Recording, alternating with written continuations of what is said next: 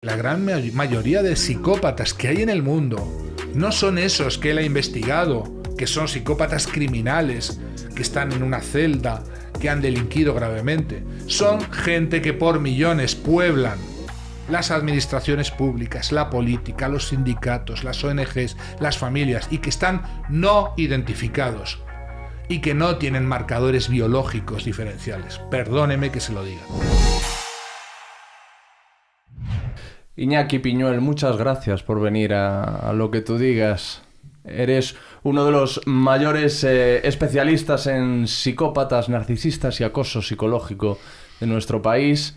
Tenía muchas ganas de charlar contigo sobre este tema y además, como te decía fuera de micrófonos, eres uno de los invitados más requeridos y más solicitados por parte de mi audiencia. ¡Qué horror! Porque quiere decir que tu audiencia está transida de estos problemas. Quiero decir que hay algo que les aprieta en el zapato, ¿no? Pero no debería ser tan sorprendente para ti porque he visto que tiene mucho éxito tu contenido, muchísimo éxito y muchísima demanda.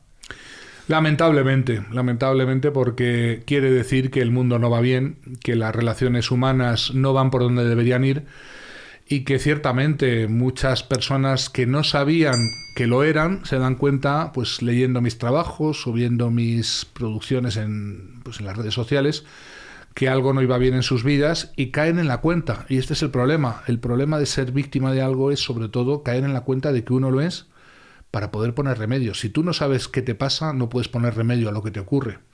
Y para ponerle remedio a lo que te ocurre hay que ponerle nombre, denominación. Y eso quizá pues tiene el común denominador de mi trabajo desde hace ya muchos años. No te voy a decir cuántos para que no me calcules la edad, pero muchos años ya que estoy dedicado, pues te voy a decir en resumen, ¿no?, a aquellos a los que nadie ayuda. Esa es mi vocación. Aquellos a los que nadie ayuda. Así es. A las víctimas de narcisistas y de... ¿Te refieres? Ayudar a aquellos que nadie ayuda porque generalmente estas personas son quizás las víctimas más abandonadas del universo. Porque no saben que lo son, porque sus depredadores o victimarios los y las acusan de todo lo malo y que cuando una persona no se sabe ser víctima de algo, pues se siente culpable, busca las razones dentro y sobre todo lo peor, queda paralizada, indefensa, no toma medidas que debiera tomar a tiempo y lamentablemente cuando las toma es demasiado tarde, siempre, sistemáticamente. Por eso siempre que atendemos a este tipo de víctimas, atendemos a personas devastadas, destruidas, a unos grados que es difícil expresarlo a no ser que lo hayas vivido, y por eso quizás, pues quiero pensar que parte de tu audiencia pues lleva pidiendo, ¿no?, demanda Iñaki Piñuel, pero porque pues sienten que ese trabajo les ha ayudado, o ha ayudado a gente de su entorno, o les ha ayudado a comprender quizás lo más importante en la vida, y es que uno es inocente del abuso, del maltrato, de la victimización de la que ha sido objeto. ¿Y por qué te especializas en esto? ¿Has vivido tú algún caso en tus propias carnes de abuso de este tipo? ¿Lo has presenciado en alguien cercano a ti? ¿Has percibido que esto estaba pasando y que alguien tenía que tomar cartas en el asunto? Bueno, es una historia compleja porque yo soy un antiguo, digo antiguo por ya los años que llevo en el oficio, psicólogo especializado en superdotados. Esta es mi primera especialización de la mano de una psicóloga que yo conocí por una casualidad, causalidad, ¿no?, serendípica, que a veces ocurre en la vida, ¿no? Tienes que conocer a alguien y lo vas a conocer tarde o temprano, por aquí o por allí. Así me ocurrió con mi maestra, la que yo conocí cuando tenía 27 años, ya era psicólogo, ya estaba en ejercicio hacía algunos años.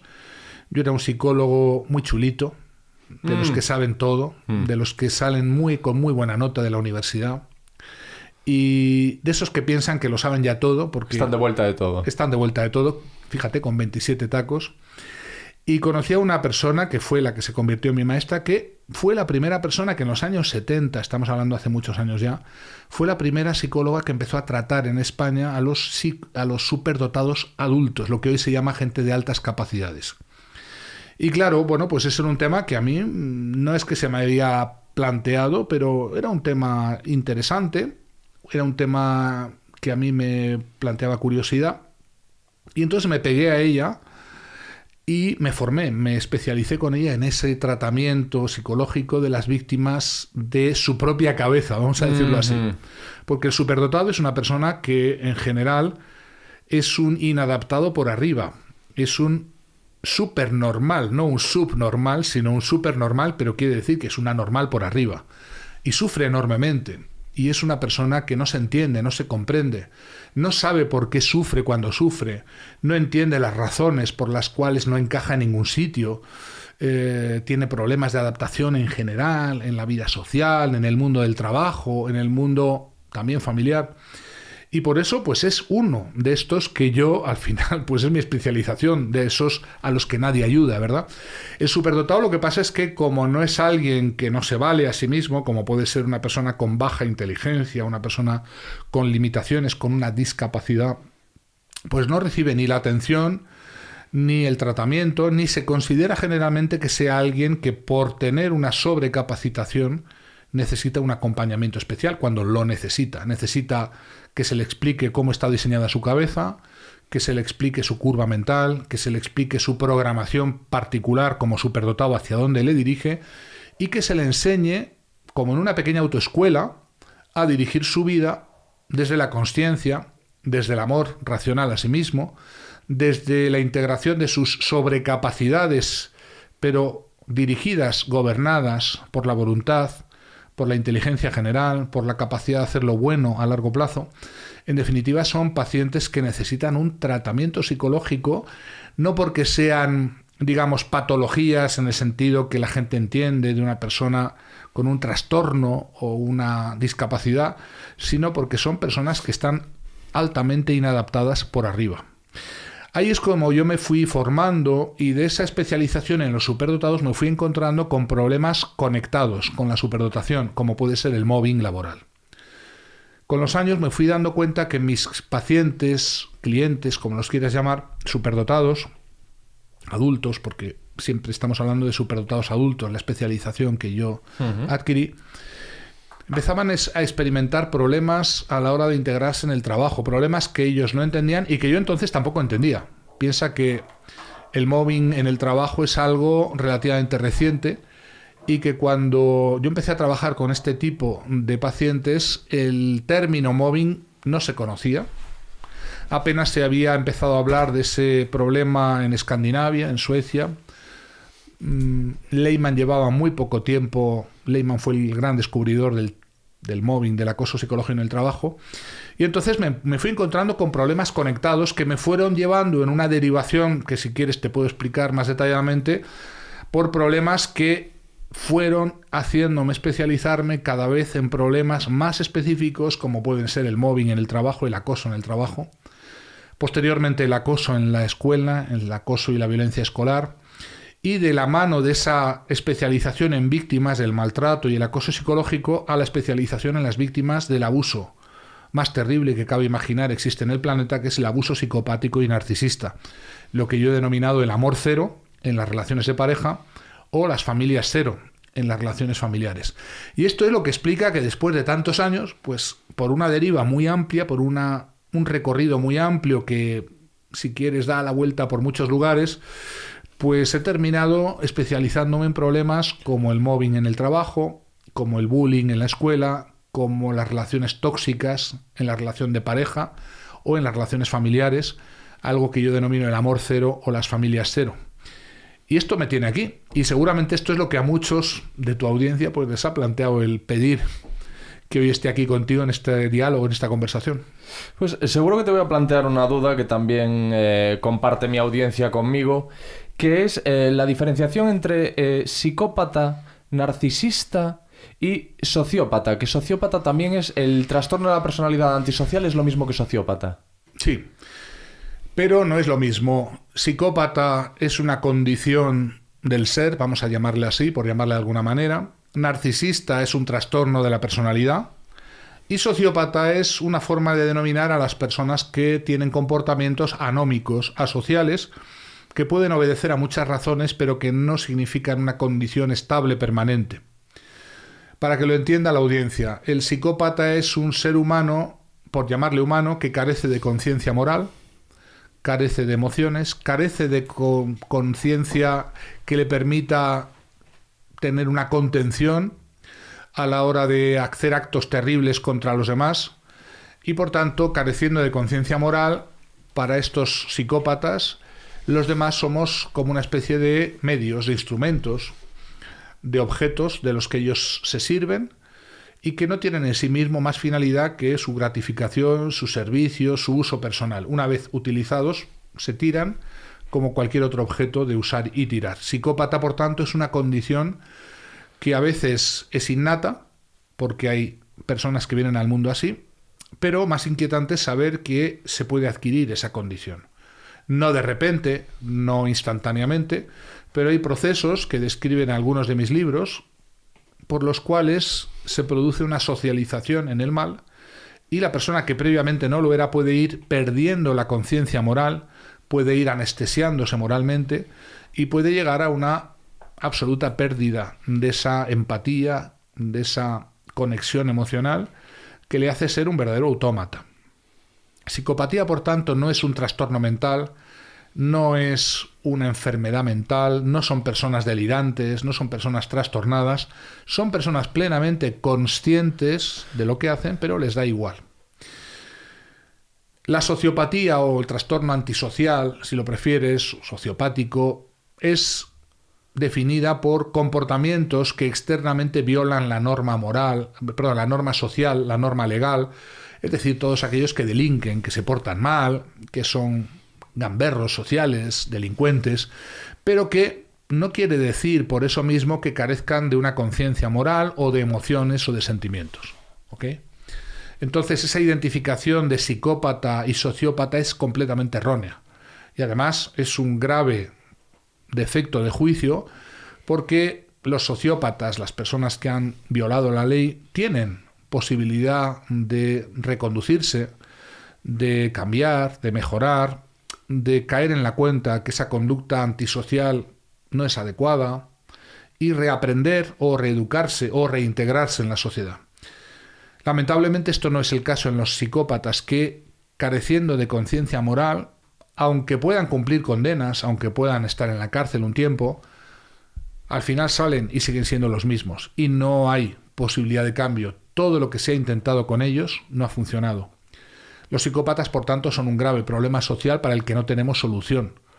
Y claro, esta es una pregunta abierta. ¿Qué hacemos con ellos? Porque incluso en los casos graves que han delinquido, que han cometido crímenes, más tarde o más temprano salen y vuelven a hacer lo mismo porque no han cambiado. Porque no pueden cambiar. No pueden cambiar y no quieren cambiar, porque es una cosa importante. El psicópata no experimenta ninguna sensación de malestar por lo que ha hecho, ni de culpabilidad, ni de remordimiento. Lo lamenta porque le han pillado, lo lamenta porque está en la cárcel, porque le han descubierto, pero no lo lamenta por sus víctimas, no lo lamenta por el daño que ha hecho, no lo lamenta porque le duele el dolor que ha procurado a otros.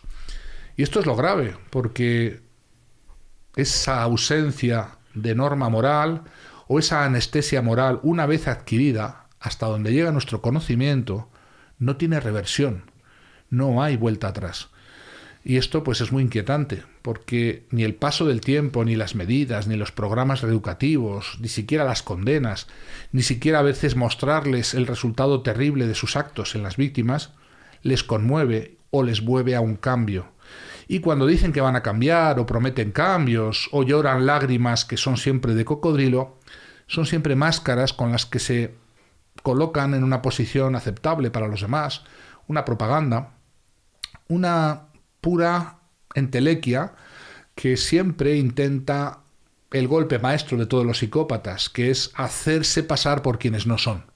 Colocarse una máscara de personas íntegras, de personas observantes, de personas educadas, de personas sensibles, cuando realmente no lo son, ni lo van a ser nunca. Y esta es la pregunta del millón: ¿qué hacemos con ellos sabiendo que no tienen ninguna posibilidad de cambiar? Y luego está el narcisismo, que es una verdadera epidemia. Esto es la pandemia real en nuestra sociedad. Individuos carentes de autoestima, aunque externamente parecen sobrados de autoestima, pero que sus comportamientos externos de arrogancia, prepotencia, soberbia, dominancia, escaparatismo, postureo, son puras compensaciones de un profundo y ocultado sentimiento de inadecuación, es decir, de una falta radical de autoestima. Y esto confunde. A la audiencia seguramente le confunde, porque todo el mundo cree generalmente que el narcisista es alguien dotado de una gran autoestima, porque tan grandes son sus declaraciones de autovalor, de lo que valen, de lo que son, de lo que esperan del mundo, de los demás, de lo que exigen a los demás. Y claro, el narcisista se engaña, vive de espaldas a la verdad, vive en una mentira que quiere colocar a los demás, vive siempre en esa sensación de que en algún momento me van a descubrir y van a darse cuenta de que soy un bluff, un fraude. Y por eso viven en la alarma, en el miedo, en el temor, en la angustia. Ellos sí tienen emociones muy, muy profundas que ocultan, pero que son bien reales, y sus emociones son siempre la vergüenza, la envidia, el resentimiento, el saberse un fraude pero no poderse permitir que nadie lo descubra. Y por eso esa necesidad de apariencia externa, de un aspecto físico, de una postura o postureo social, que lamentablemente pues no son reales, pero que hacen un efecto y convencen a la gran mayoría. De ahí que pues todos ellos son grandes youtubers, influencers, personajes relevantes, o quieren serlo.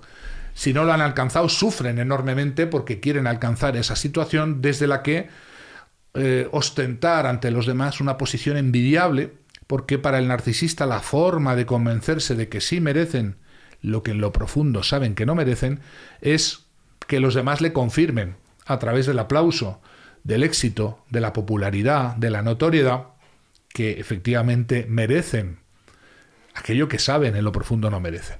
Por tanto, el narcisista es un, digamos, artista del camuflaje, como lo es el psicópata, pero el narcisista camufla un yo débil, un yo endeble, una profunda línea de quiebra, de gran precariedad, que la gente no imagina. La gente cree que el narcisista es un grande de España, un bilbaíno desorejado, una persona absolutamente con un ego enorme, y lo que es un mini ego asustado, acojonado, siempre a la espera de amenazas posibles que vengan a desbaratar su plan de pasar desapercibido, y siempre necesitado de, comparándose con los demás, encontrarse superior a los demás y seguir viviendo en esa mentira, cueste lo que cueste y caiga quien caiga. Hay mucha tela que cortar en lo que has dicho. Decías que la verdadera pandemia a la que hacemos frente ahora es la del narcisismo. Así es. Y has dicho que un sector en el que uno puede estudiar mucho el narcisismo es el de los influencers, los youtubers, los streamers. Entonces, ¿cuán culpables son las redes sociales, las cámaras de los teléfonos móviles, las webcams de esa epidemia galopante de narcisismo? Hay que no comprender el efecto con la causa. La causa del narcisismo es un profundo sentimiento de inadecuación, una radical falta de autoestima, que nada tiene que ver con las redes sociales ni con la profesión de influencer, youtuber o nada. El problema es que el modo en la sociedad actual de superar muy rápidamente, muy radicalmente ese profundo malestar que siente el narcisista es convertir a los demás en un auditorio en el que el narcisista se mira. El narcisista es igual que la madrastra del cuento de Blancanieves, ejemplo proverbial de narcisismo, que se mira en el espejo, espejito mágico, y se pregunta cada mañana si hay alguna más bella que yo. Y el problema del narcisista es que claro que hay siempre alguno más bello que yo, más inteligente que yo, más capaz que yo, más estupendo que yo, que gana más dinero que yo, que es más popular que yo, que obtiene mejores notas que yo. Y por tanto el narcisista tiene que concluir cada mañana del mirarse en el espejo social que son los demás, que hay por ahí muchas amenazas a esa posición que necesita mantener de dominio, de victoria. Por tanto, el narcisista realmente compite con todo el mundo. Y dime tú, una competición con todo el mundo es una competición perdida, porque claro que siempre va a haber gente más inteligente, más brillante, más estupenda, más bella, más lo que tú quieras. Y por tanto, ese virus o ese programa de compararse sistemáticamente lleva en sí mismo la semilla del malestar, de la envidia y del resentimiento. El narcisismo acumula un resentimiento formidable, en general hacia todos, pero muy especialmente hacia aquellos que particularmente son las Blancanieves que amenazan al narcisista. Si tienes cerca de ti a una Blancanieves y eres un narcisista o una narcisista, probabilidades hay de que desencadenes contra esa Blancanieves una situación de persecución, de hostigamiento, de maltrato. ¿Por qué? Porque el narcisista encuentra que el modo de superar esa distancia o esa diferencia vencible es aniquilar la imagen, la apariencia, la reputación, el desempeño de aquel o aquella que amenaza mi posición dominante. En definitiva, es eliminar a la Blancanieves para quedar como la reina por encima de todos los competidores. ¿Problema? Pues que siempre hay una nueva Blancanieves, por más que vaya aniquilando a todos los competidores o arrumbándolos o superándolos, hostigándolos, maltratándolos, acosándolos, tarde o temprano aparece siempre. Esa victoria del narcisista siempre es precaria, siempre es inestable y le garantiza un mundo absolutamente paranoide, donde todos están ahí, todos vienen a por mí, todos me envidian, todos quieren arrebatarme mi estatus como el número uno o la número uno, y por eso el narcisista sufre enormemente, pero sobre todo hace sufrir enormemente a los que están cerca. Porque ¿quiénes son las víctimas de ese narcisista? Pues los más cercanos, los que están ahí, los que le recuerdan con su presencia que hay gente más brillante, con más valor, con más inteligencia, con más aptitudes en general, y que esa presencia de esa gente le despierta, le desencadena internamente la vivencia más característica del narcisista, que es la envidia y es el resentimiento. Y por eso son personas que sufren enormemente, aunque no lo vayan a revelar, pero mantienen ese sufrimiento callado, lo mantienen en secreto y se hacen pasar por personas maravillosas, estupendas, magníficas, envidiables en definitiva, que no son y que nunca serán. La sanación del narcisismo, pues es muy complicada, porque en psicología el trastorno narcisista de la personalidad, que es la entidad nosológica, la clasificación que se corresponde con este problema, decimos que es un trastorno egosintónico. Traducido quiere decir un trastorno con el cual quien lo tiene está encantado de tenerlo. No se siente mal. Es más, siente que lo va a conseguir, lo va a alcanzar, que un poquito más y obtendrá lo que busca. Y por tanto es un tipo de paciente que no aparece por la clínica hasta que o bien el problema está muy avanzado o bien nos lo trae de la oreja algún familiar, la pareja o alguna víctima directa de este narcisismo o de este narcisista que no pudiendo más ya le exige, le pide o le conmina a que haga una terapia.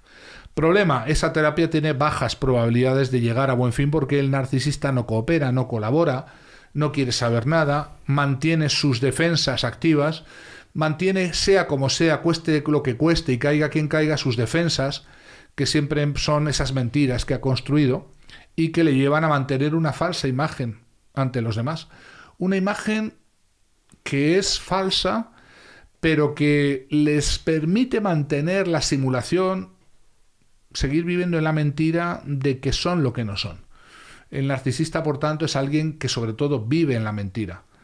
Y la terapia consiste en descabalgarle de esa mentira, lo cual es algo que no quieren escuchar ni quieren aceptar. Yo tendía ese puente entre el narcisismo y las redes sociales, las webcams y todo esto, porque has subrayado que es la pandemia de nuestro tiempo. Sí. ¿Y por qué? Es lo que quería saber. ¿Por qué es la pandemia? ¿Por qué es el problema, ese gran problema ahora, el narcisismo? Vivimos en una sociedad donde se ha ido educando a los individuos en la falta radical y profunda de autoestima, a base de convertirlos en superficiales, en dependientes de la opinión de los demás, en gregarios, en personas que son seres de segunda mano, que necesitan para saber quiénes son el reflejo de lo que el que está enfrente les dice que son. Individuos, por tanto, nada autónomos, nada libres, muy dependientes, muy gregarios, pero que al mismo tiempo se les ha convencido de que son lo más, merecen lo mejor, porque ellos lo valen, porque ellos lo merecen, y se les ha educado en esta falsa sensación de plenitud y de autoestima porque en lo profundo carecen de ella, y no es casualidad. Esa carencia de autoestima convierte a la mayoría de los seres humanos de nuestra sociedad en personas altamente manipulables. Voy a explicarlo. Una persona que tiene un sentimiento de valía, de valoración, de consciencia realista de sus limitaciones, pero de aceptación también de estas, es alguien que, sabiendo quién es, sabiendo hasta dónde puede llegar, sabiendo lo que no es también y lo que nunca podrá hacer, se mantiene en una realidad por la que no va a pretender más de lo que puede, ni va a vivir en mundos de entelequias, ni en mundos de fantasía, en mundos que la publicidad, el marketing interesa exacerbar. Porque una persona sin autoestima es fácilmente convencible de que cuando tengas esto, o cuando adquieras aquello, o cuando tengas este servicio o este producto que yo vendo, gozarás de esa plenitud que ahora te falta, pero que ya te falta poco para alcanzar. En definitiva, es como siempre, una cuestión de marketing, de dinero, de intereses, la que está detrás de crear una sociedad de individuos dependientes, que no son libres, que son necesitados de cosas, de apariencias, de elementos externos a ellos que siempre pues son marketingizables o son productificables en términos de productos o servicios, y que hace que una persona sin autoestima necesita, por definición, cosas, situaciones, aderezos, añadidos o añadiduras que le completen porque se siente incompleta. Y una persona con autoestima, aunque no tenga nada, aunque carezca de bienes, aunque carezca de cosas incluso a veces hasta básicas, siente que no le falta nada para ser plenamente ella y plenamente ser feliz. Y ese es el gran secreto que está detrás de una sociedad altamente narcisistizada por diseño, y es el hecho de que esa sociedad es altamente manejable, altamente utilizable como, digamos, individuos que, sintiéndose carentes, van a ser fácilmente hipnotizables para convencerles de que cuando tengan esto, cuando tengan aquello, cuando compren esto, cuando compren aquello, ya por fin van a ser plenos, van a ser ellos mismos, van a ser felices, cosa que obviamente es una mentira que se repite, es una zanahoria que se coloca delante y que nunca se alcanza. Te voy a preguntar, se me han ocurrido dos personas, una de ellas tremendamente mediática y otra un protagonista de la crónica negra de este país. La tremendamente mediática es Donald Trump. Yo creo que fue durante el confinamiento, vi un documental, si no me equivoco, en Movistar, que se llamaba "Está loco Donald Trump". Y en numerosas ocasiones he oído, no sé si en tertulias o analistas políticos, dirigirse a Trump o referirse a Trump como un narcisista. Tú, según tu criterio, ¿podrías inferir de algún modo que efectivamente Trump es un narcisista? No parece que encaje en la descripción que has hecho. Me hace gracia porque se buscan siempre personajes extremos, el presidente de los Estados Unidos, el presidente de España, el líder de la oposición de este o aquel país, personas muy señaladas, para olvidar que la gran mayoría de los líderes políticos, la gran mayoría de los personajes mediáticos son personajes altamente narcisistizados, y muchos de ellos son psicópatas integrados, sin ninguna duda. Es otra teoría que se baraja sobre este mismo personaje. Sobre todos los personajes. Si el puesto de trabajo es la política, el candidato perfecto es el psicópata. No tengas ninguna duda. El mirlo blanco que buscamos para ese job description, esa descripción de puesto, es un psicópata. ¿Por qué? Porque carece de moral, le vale madre, como dicen en México, lo que sea, es capaz de utilizar a todos, es capaz de subyugar, seducir, encantar a las masas. Dime qué mejor para un político que estas capacidades. Y todo ello basándose en una máscara que son capaces de soportar, de portar y de hacer que todos los demás crean en ella, a pesar de que obviamente sea una máscara falsa. Entonces, la gran mayoría de nuestros políticos, de nuestros líderes, si no están ya psicopatizados, están en vías de psicopatizarse. Y este es lo preocupante. ¿Qué es lo que hace que la gran mayoría de líderes políticos estén psicopatizados? No es una casualidad. Es que el gran modulador, el gran transformador, el gran creador de psicópatas, que no lo eran, porque hemos dicho antes que psicópatas se pueden hacer, pero también se puede uno convertir en, siendo que no lo era previamente, es nada más y nada menos que el poder. El poder, no el gran poder, el pequeño poder, el mediano poder. En español decimos, si quieres conocer a Juanillo, dale un carguillo. Uh-huh.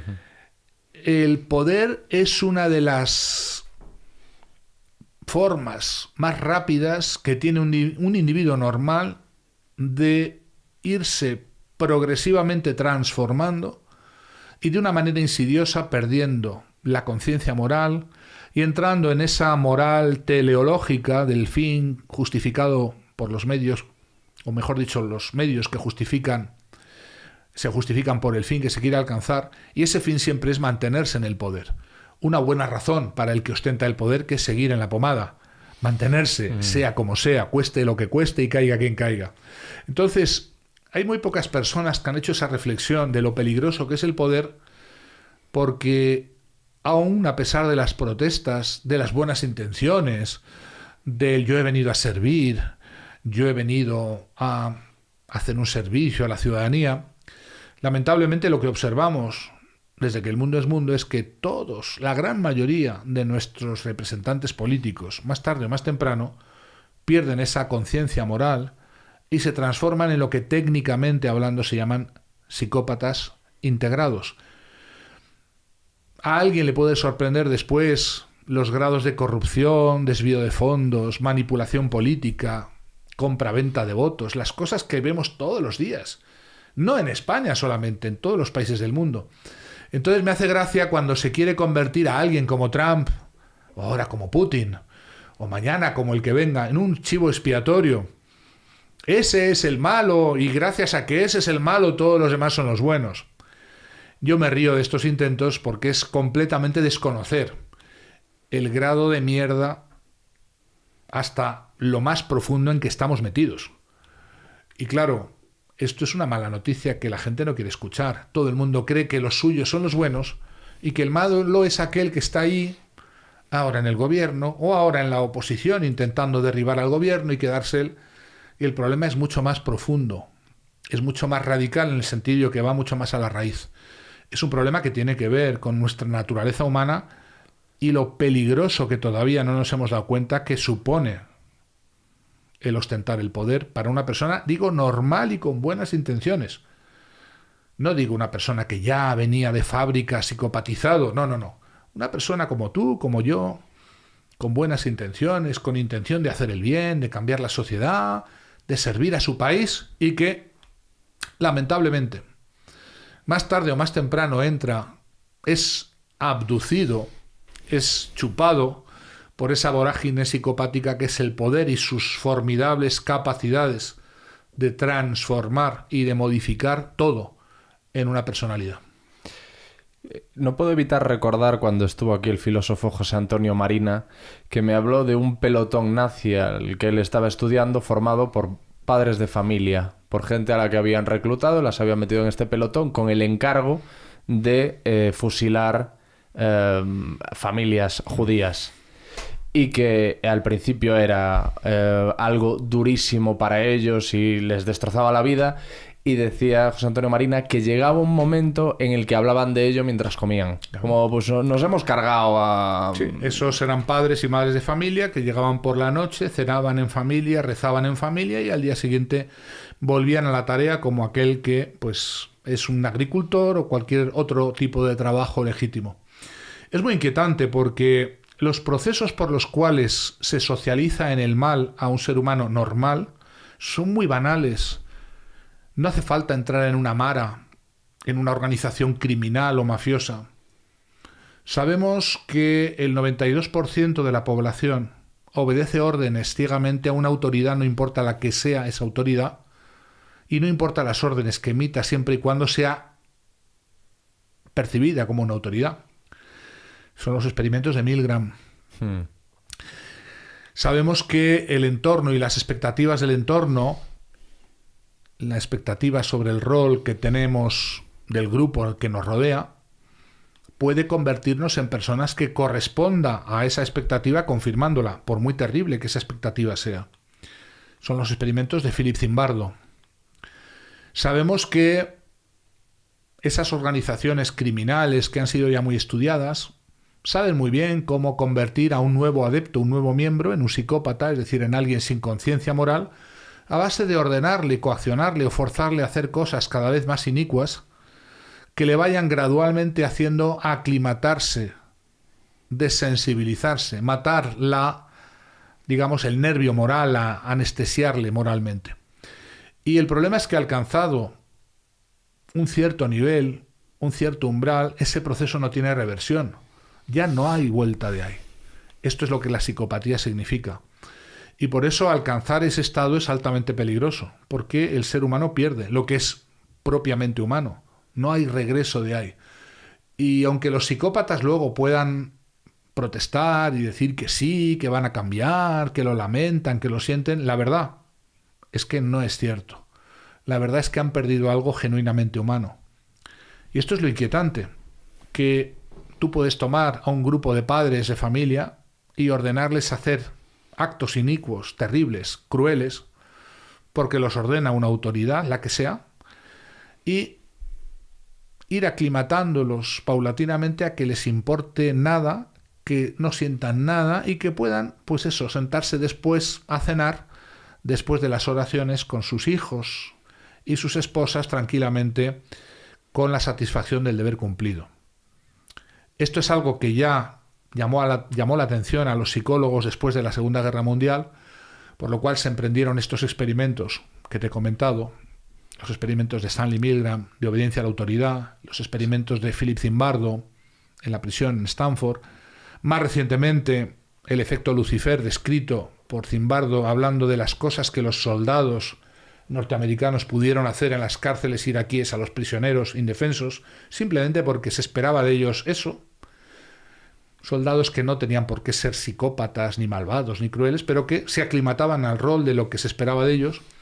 En definitiva, algo que es siempre terrible, inquietante, es ver lo vulnerable, lo manipulable, lo débil que puede llegar a ser la mente humana cuando detrás hay personas que saben lo que hacen, diseñan perfectamente el resultado y consiguen y logran que un porcentaje importante de la población viva esa desensibilización o anestesia moral y vaya poco a poco insensibilizándose y convirtiéndose técnicamente hablando en psicópatas, porque no hay ninguna, diferencia técnica entre esas personas que liquidaban todas las noches a un porcentaje importante de prisioneros y después llegaban a sus casas y cenaban tranquilamente con la conciencia del deber cumplido. Te decía que también te quería preguntar acerca de un protagonista de la crónica negra española, José Rabadán, el asesino de la katana. También hace no demasiado tiempo protagonizó un documental en el que se mostraba con su familia, había salido de prisión, había rehecho su vida, había conocido una mujer, tenía hijos y se mostraba en este documental como un atento y responsable padre de familia y una persona terriblemente arrepentida por lo que había hecho. Había asesinado, para quien no lo sepa, pues a su familia con una katana, a sus padres y a su hermana pequeña con síndrome de Down. Entonces se generó un debate a raíz de la emisión de este trabajo, de este documental. Desigual, porque creo que la mayor parte de la gente asumía que seguía siendo el mismo y que estaba mintiendo, pero por lo que tú has dicho, efectivamente es así, es imposible. O sea, todo eso que vimos en ese documental era una máscara y una pantomima. Yo no diría tanto. Uh-huh.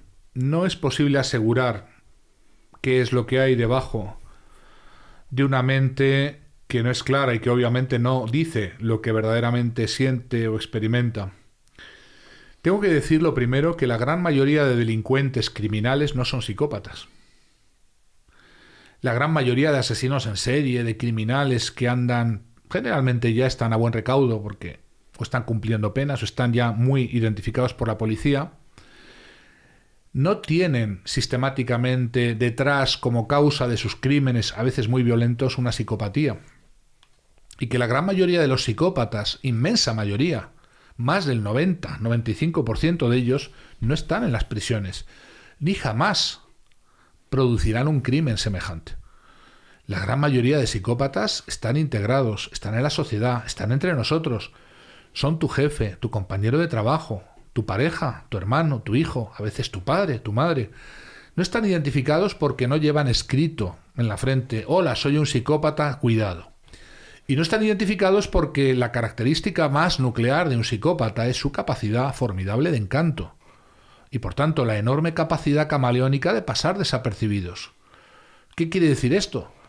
Pues que, contrariamente a lo que la gente cree, los psicópatas, la gran mayoría de psicópatas, no son asesinos de la katana, no son violadores en serie o asesinos en serie, son seres humanos magníficos, encantadores, que nunca dan la cara de lo que son hasta que, lamentablemente, pocas, sus víctimas más cercanas, y no inmediatamente, sino después de un cierto tiempo, caen en la cuenta de lo que había detrás de ese charme o capacidad de encanto inicial.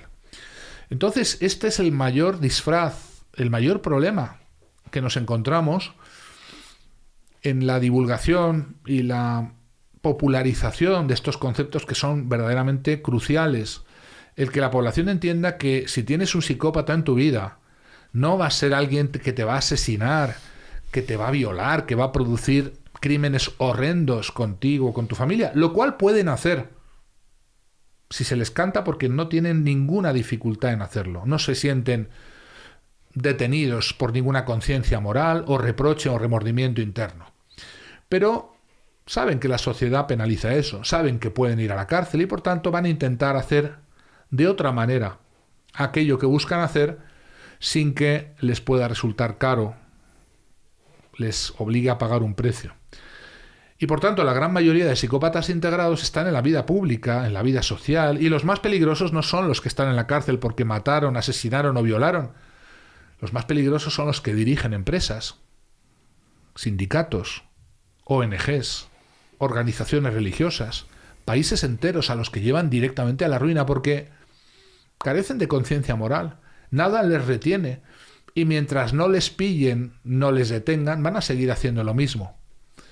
Y más aún, van creando a su alrededor todo un régimen o clan o mandarinato que protege esa posición y garantiza su permanencia más allá de que otros psicópatas quieran arrebatarles el poder y puedan alcanzarlo. Por tanto, si estamos hablando de psicópatas, la distorsión en la que hay que intentar no caer es pensar que los psicópatas son criminales, son asesinos o son locos que hacen locuras. No, son personas altamente calculadoras, tan calculadoras que saben que lo de cometer crímenes no va bien en esta sociedad, crímenes sangrientos, y prefieren cometer los crímenes de guante blanco, los crímenes por los cuales nunca van a ir a la cárcel, que quedan impunes.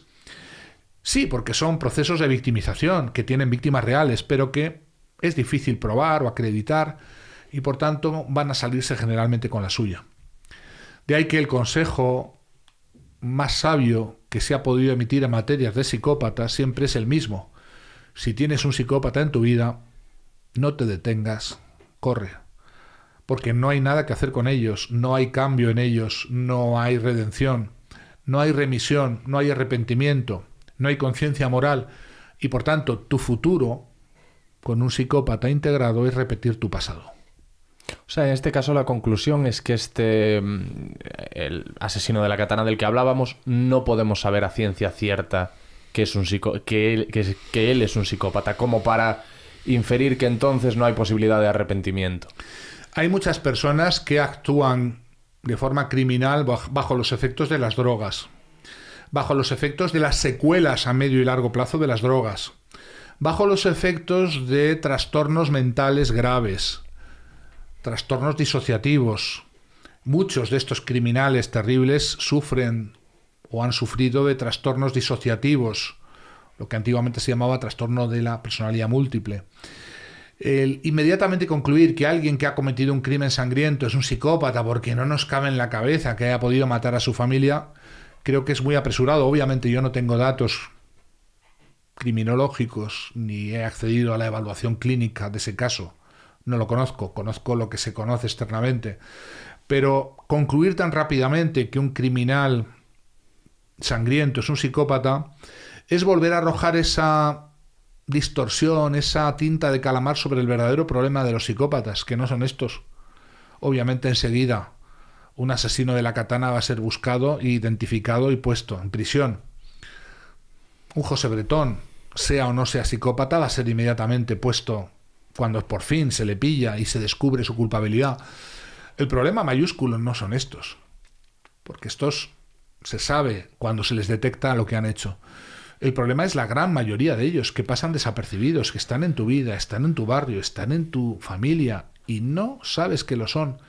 Y aunque puedan producir la destrucción y la devastación de un promedio de 60 o 70 personas a lo largo de una vida, es un promedio bastante ajustado, no van a ser imputados por ningún crimen violento ni por ningún acto que les lleve a responsabilidades penales.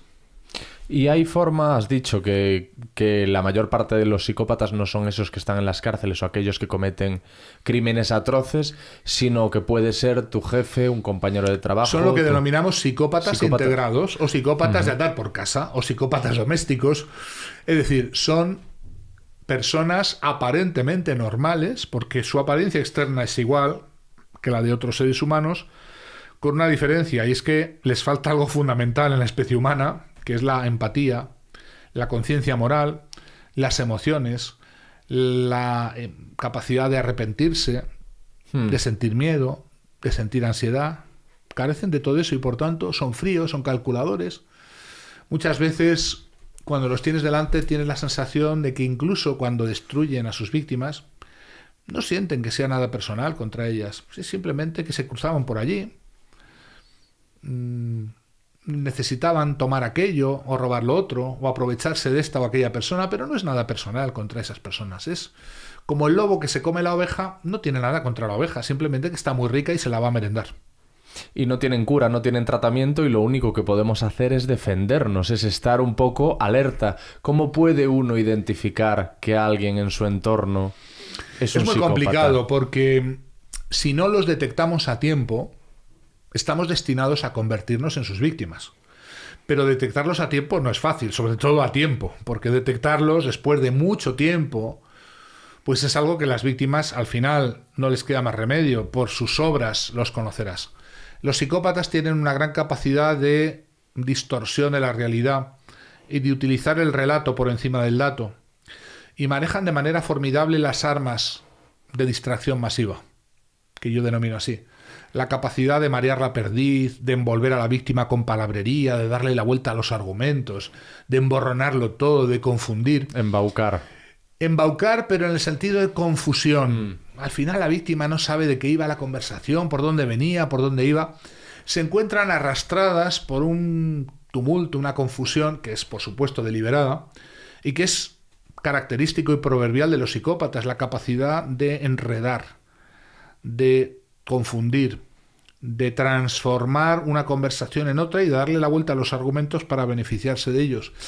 Y por tanto esa gran locuacidad, ese gran desparpajo verbal que tienen les ayuda a que la víctima se mantenga en el tiempo en un estado de confusión, en un estado de alta disonancia cognitiva, es la palabra, por el cual la víctima nunca sabe del todo seguro exactamente a qué tiene que atenerse, si es un psicópata, si no lo es, si es narcisista, psicópata, medio pensionista, como digo yo.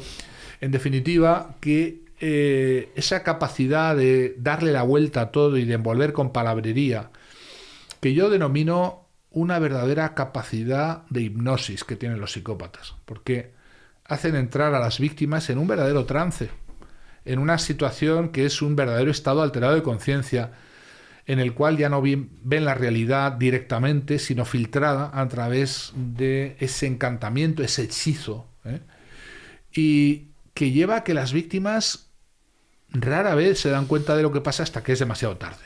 Entonces siempre hablamos de víctimas de los psicópatas en alto grado de descomposición o destrucción. No hay personas que están al principio, muy rara vez.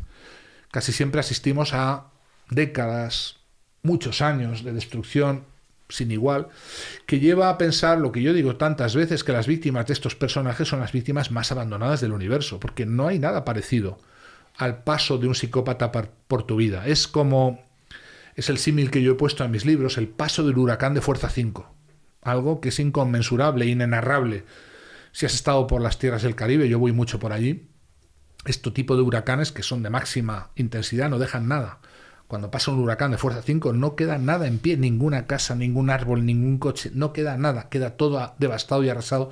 Y esa es la expresión que me ha servido a mí para explicar, si quieres, al público no inmediatamente afectado por psicópatas, de qué estamos hablando cuando hablamos del amor cero, cuando hablamos de las familias cero. Es decir, hay psicópatas en las relaciones de pareja, hay psicópatas en las familias, hay psicópatas en el trabajo, lo cual yo ya llevo describiendo muchas décadas, porque en el ámbito del mobbing laboral, casi siempre detrás del instigador hay un individuo bien narcisista o bien psicópata integrado que busca eliminar a alguien que por alguna razón le estorba, le hace sombra, le obstaculiza el acceso al poder, porque el psicópata lo que quiere es cuanto antes y lo más rápidamente posible acceder al poder, y al poder supremo.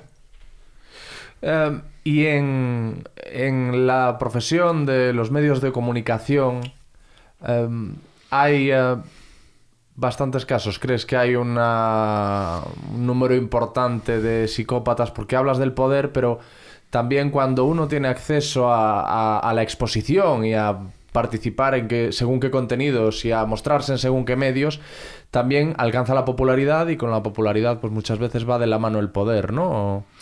No sé si decir aquello que se está convirtiendo en un dicho muy repetido, que un periodista, hablando de los medios de comunicación, es o bien un prostituto o un parado.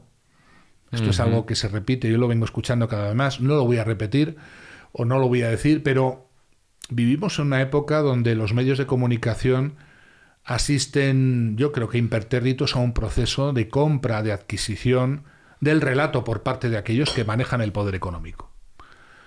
Y esto está haciendo o está explicando que la gran mayoría de la población cada vez quede más desafecta de esos medios, vamos a llamarle mainstream, oficiales, que haya unas magníficas y masivas caídas de audiencia en los medios tradicionales, televisivos, periódicos, porque al final, como digo, no se puede engañar a todos y al mismo tiempo todo el tiempo. Y muchas personas pues van despertando y van dándose cuenta que vivimos en algo más que un mundo dirigido, regulado por poderosos que o bien lo eran o bien después de un tiempo se han psicopatizado por el propio acceso al poder, sino que más bien vivimos en una verdadera matrix psicopática, donde todo lo que vivimos es un relato creado, construido. No voy a decir que todo es falso, todo es una representación, pero la gran mayoría de cosas que adquirimos o que nos venden como dadas, como pensamiento ya digerido, ya preparado para nuestro consumo directo, más bien nuestra inoculación automática, pues es la obra de una ingeniería social que tiene por autores personajes que están detrás de las bambalinas y que no dan la cara, y que son los que luego compran, mediatizan, coaccionan, presionan a estos medios para que sean unánimes en ese relato. Afortunadamente, pues la verdad, la realidad no se puede sofocar, y más tarde o más temprano amanece la verdad y la realidad, y es lo que está pasando. La población, de una manera, en los últimos 3 años, mucho más intensa y rápidamente, está despertando. Yo llevo muchos años, décadas, siendo lo que yo denomino un rompedor del trance. La gran mayoría de medios siguen hoy en día siendo lo que yo llamo mantenedores del trance.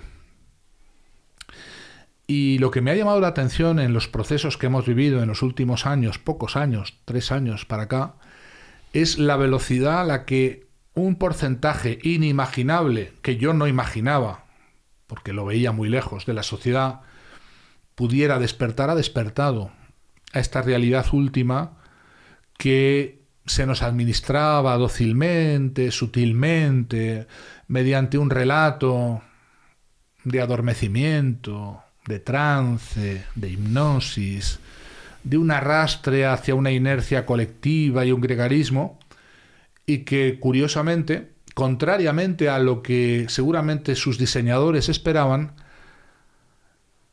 ha producido un despertar masivo, pero de a un nivel y de una intensidad y de unos números que a mí me siguen sorprendiendo.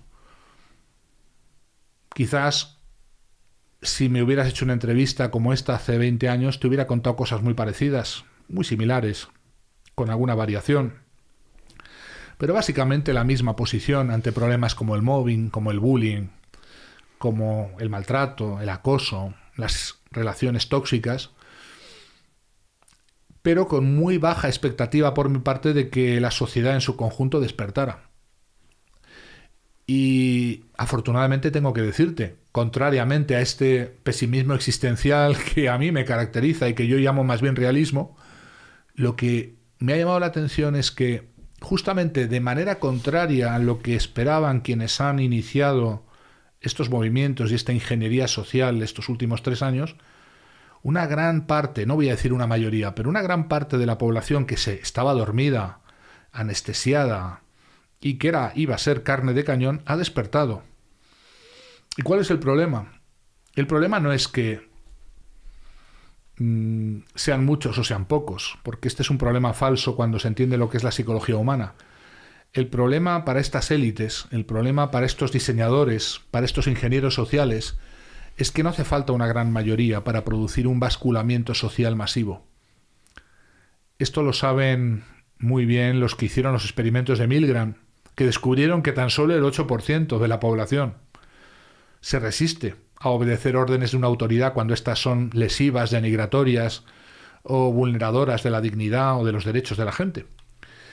Pero ese 8%, siendo un 8%, fíjate, y estando al otro lado un 92%, es un mal ejemplo que puede ser seguido, imitado de manera mimética por una gran mayoría. Cuando este 8% es activo, es combativo y se mantiene, es muy peligroso porque puede conseguir por el mismo mecanismo gregario de agregación, de imitación de unos a otros, una reversión de la situación en muy poco tiempo. Y es quizás lo que yo espero al nivel de expectativa y también de la palabra esperanza, a los dos niveles, que se vaya a producir porque estamos llegando a un punto, no voy a decir de no retorno, pero un punto de basculamiento en el cual el peligro de reversión de esa situación, que era muy, muy improbable hace algunos años, me parece que empieza a ser sustancial y me parece que empieza a dar expectativas y esperanzas a aquellos que, como yo, pensábamos que estábamos muy lejos de alcanzar esa reversión porque no esperábamos mucho de la masa, de la inercia, de las capacidades miméticas y gregarias del ser humano, que son responsables de muchas buenas cosas, pero también de lo peor de nuestra especie. Has mencionado ahora y anteriormente el experimento de Milgram. ¿Podrías explicar en qué consiste?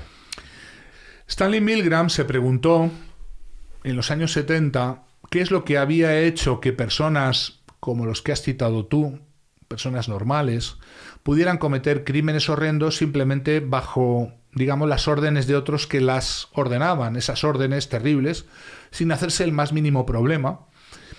Y planteó un diseño experimental muy interesante por el cual se utilizaba a unos actores para simular un experimento en el cual se administraban descargas eléctricas a un supuesto aprendiz que tenía que memorizar unas palabras y que cuando cometía el error a la hora de recordar esas palabras, el verdadero sujeto experimental, el verdadero conejillo de Indias, tenía que, bajo las órdenes de un señor con bata blanca, irle administrando unas descargas eléctricas de manera creciente. Cuantas más veces equivocada, más aumentaban las descargas hasta que esas descargas podían ser letales. El sujeto al que se le daban las descargas era un actor preparado, que simulaba como si le estuvieran dando las descargas, pero no las recibía. Pero el sujeto que le daba al botón para las descargas era un verdadero conejillo de Indias, era el verdadero sujeto experimental. La hipótesis era ver cuánto porcentaje de la población normal tomada al azar era capaz de seguir hasta el final, es decir, hasta descargas que podían matar a la persona, a pesar de que el actor protestara, chillara, pidiera piedad, pidiera que se detuviera. ¿Cuántas personas eran capaces de seguir hasta el final esas órdenes inicuas? La gran sorpresa es que cuando antes del experimento se preguntaba a profesores, investigadores, cuánto por ciento pensaban que iban a llegar hasta el final, las primeras estimaciones optimistas, a más no poder, eran que prácticamente nadie llegaría hasta el final o que una gran mayoría de sujetos se resistiría a obedecer órdenes de ese tipo, cuando lo que se encontró y se replicó y se ha seguido replicando y sigue siendo lo mismo, es encontrar que el 92% como promedio de las personas, cuando lo ordena una autoridad, son capaces de lo peor. De lo peor es de todo. Es decir, que si hay que apretar el botón nuclear, se apretará. Si hay que descargar una descarga eléctrica hasta matar a una persona porque alguien lo ordena, lo harán. Si hay que fusilar a alguien, lo harán. Y esto es muy inquietante, porque es un 92%, pero ese 8% es la esperanza de la humanidad, porque es un 8% que se repite una y otra vez en todos los experimentos. Son aquellos que de ninguna manera obedecen hasta el final esas órdenes. Y por tanto, ese 8% es el que puede revertir, y de hecho está revirtiendo ya de un modo mimético en muchos órdenes, porque significan un modelo a imitar de una gran mayoría que son gregarios, que se dejan arrastrar por lo que ven, por una mayoría en un sentido o en otro, pero que es que ese 8% es muy recalcitrante, es muy insistente.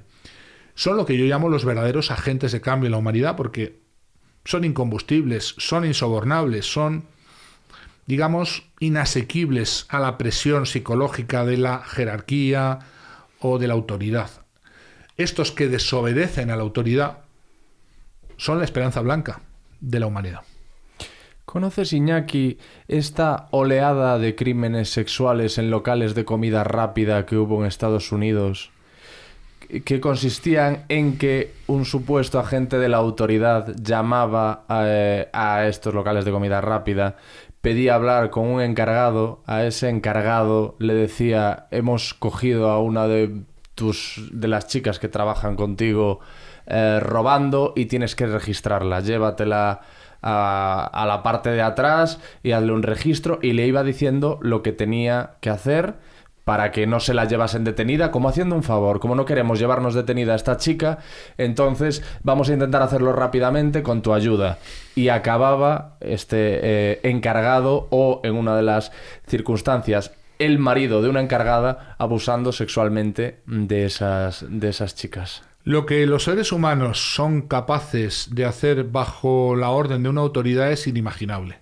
Y esto lo saben quienes diseñan con ingeniería social experimentos que estamos viviendo desde hace algún tiempo, que van desde confinamientos a órdenes absurdas, a situaciones inimaginables que hace poco más de 3 años no podíamos ni siquiera pensar que aceptaríamos, y que han terminado siendo aceptadas simplemente porque lo ordena una autoridad, por más que científicamente no están ni comprobadas ni aceptadas, simplemente porque lo dicen los que mandan o los expertos, sin saber muy bien quiénes son esos expertos o esos que mandan, más que genéricamente.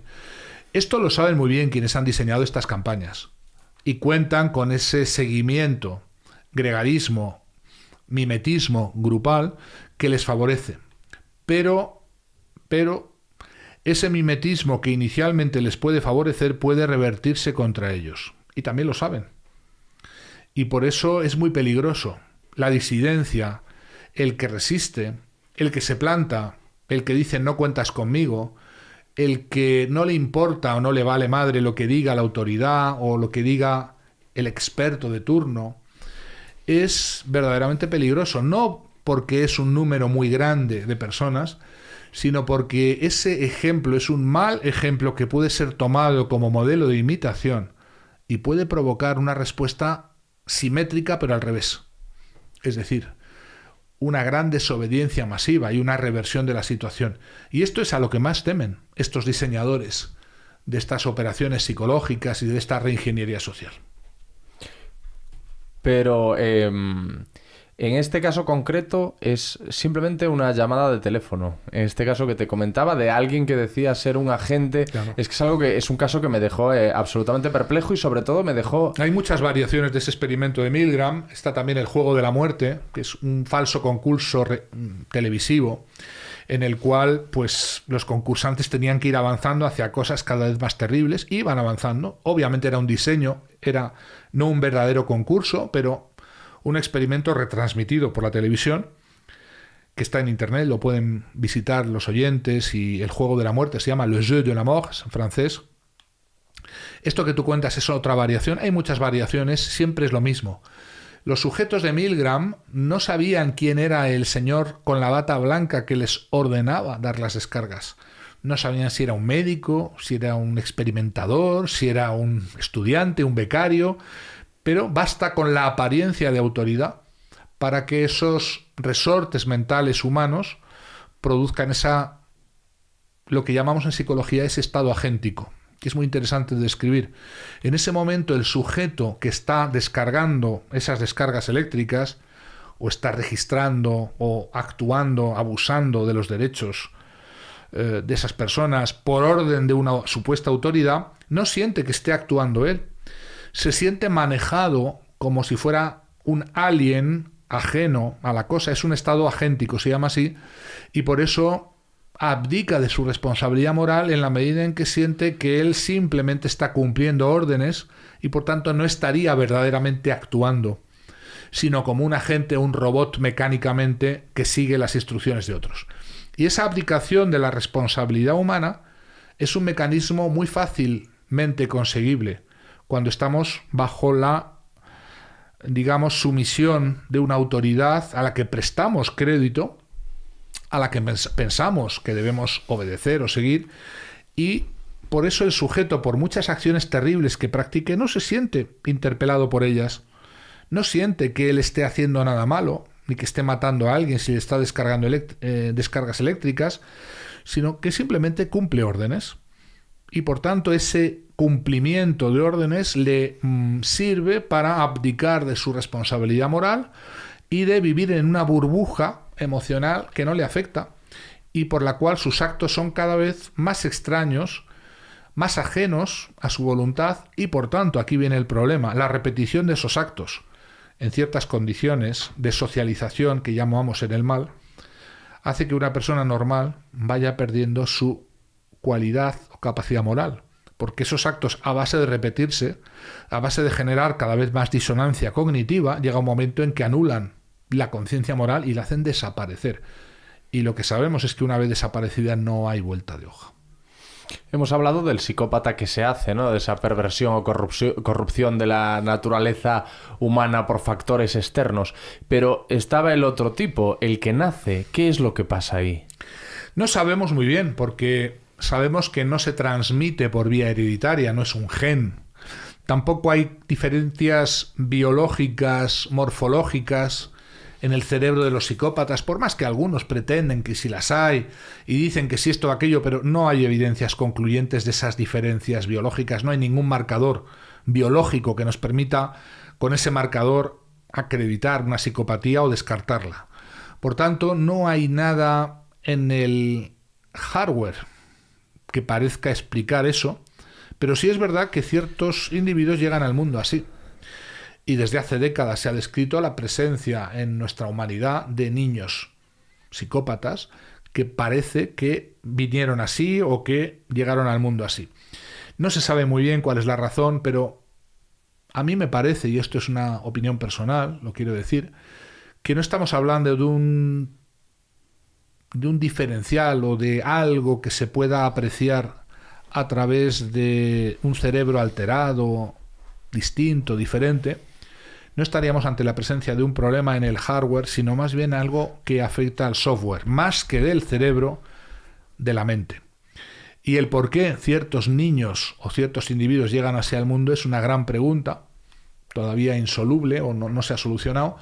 Lo que sí sabemos es que la condición, por llamarla así, porque no es un trastorno mental ni una enfermedad mental, la condición psicopática, si no es innata, puede adquirirse de manera sobrevenida. Y una persona que no lo era puede, de hecho hay muchos testimonios, adquirirla a base de un proceso de progresiva aclimatación al mal, de insidiosa pérdida de la conciencia moral.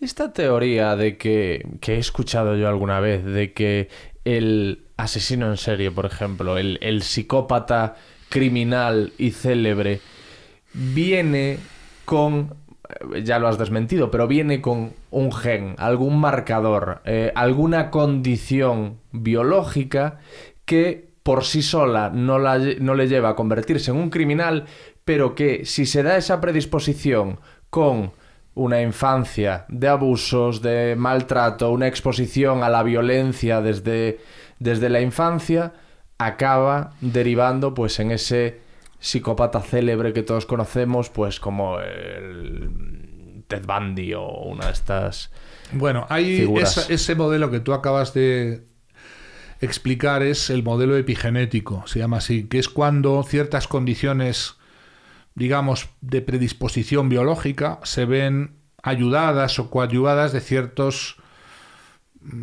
experiencias terribles que en la infancia se producen. Yo no digo que eso no pueda explicar la conducta criminal de muchos casos, pero insisto, la gran mayoría de psicópatas que hay en este planeta no son criminales, delincuentes violentos, no son Ted Bundy, no son esa idea del Aníbal el caníbal que se come a los niños, se merienda a sus víctimas. La gran mayoría de psicópatas que hay entre nosotros son personas que nunca van a hacer esas cosas. Y por tanto la pregunta del millón es qué es lo que les lleva a perder esa conciencia moral, esas emociones, esa empatía, de tal manera que esa irreversibilidad les convierte en un problema estable, permanente para la humanidad. Por más que igual no van a asesinar, matar o comerse a sus víctimas, pero hacen otras cosas igualmente terribles, que las hacen además de un modo bastante impune, con la, digamos, connivencia de la mayoría de las personas que no ven en ese ser tan encantador un peligroso depredador social, y con muy pocas víctimas que, aunque señalen lo que hay, aunque adviertan al mundo entero, nadie va a hacer caso, porque ¿cómo va a ser un psicópata un ser humano tan encantador, tan estupendo, tan maravilloso? Los verdaderos psicópatas integrados, que son la gran mayoría de ellos, son verdaderamente los amigos de todos los niños. La historia entonces de James Fallon, este neurólogo que estudiando la psicopatía hacía tomografías de criminales y parecía detectar algún patrón que se encontró también en su propia tomografía, no tiene ninguna base real. Eso es un chamullo, un cuento chino, una leyenda urbana. No digo que no es verdad, porque claro que Fallon ha escrito, pero esa pretensión que en sus 16 tomografías había encontrado una diferencia. A ver, en la ciencia de verdad, hace falta alcanzar algo que es la univocidad, el carácter unívoco de las cosas. Que él haya encontrado diferencias en 16 o en 32 o en 42 cerebros y haya encontrado esa misma diferencia en su propio cerebro, ni habla de que esas diferencias expliquen una psicopatía, ni mucho menos le acreditan a él como psicópata. Por más que un relato así piensa que es una novela casi perfecta. El investigador que descubre, después de mucho investigar, la diferencia biológica en un cerebro, y descubre después que él también tiene esa misma diferencia y se reconoce, cayendo de rodillas, ser psicópata. Son películas para gente ingenua, que ignora que la gran mayoría de psicópatas que hay en el mundo no son esos que él ha investigado, que son psicópatas criminales, que están en una celda, que han delinquido gravemente. Son gente que por millones pueblan las administraciones públicas, la política, los sindicatos, las ONGs, las familias, y que están no identificados. y que no tienen marcadores biológicos diferenciales. Perdóneme que se lo diga. Entonces, este relato fantástico, novelístico que da para hacer una película que mueve a la imaginación, fíjate esto, de un investigador que se descubre a sí mismo psicópata y cae de rodillas, reconociendo su propia condición psicopática. A mí me mueve a risa, por no decir a compasión de la cantidad de gente a la que arrastra este escasísimo conocimiento de lo que es de verdad la psicopatía, la verdadera psicopatía, que no es la psicopatía criminal que este señor dice haber estudiado y de la que dice haber encontrado un marcador biológico. No son nuevas las pretensiones. La frenología en el siglo XIX ya pretendía que la forma del cráneo, del hueso craneal, nos permitiría identificar delincuentes tempranos. Todas esas cosas han resultado ser fraudes, exageraciones o directamente datos manipulados. Sabiendo el número de psicópatas de verdad que hay en la población, en nuestra población española, europea, mundial, que no están ni mucho menos en las cárceles ni van a cometer crímenes, esa pretensión de identificar a través de una tomografía un cerebro psicópata y diferenciarlo, voy a decir con mucha conmiseración y misericordia, es más bien infantil. Y hay otros mitos que son más risibles todavía, ¿no? Por ejemplo, el del psicópata que llora solo por un ojo.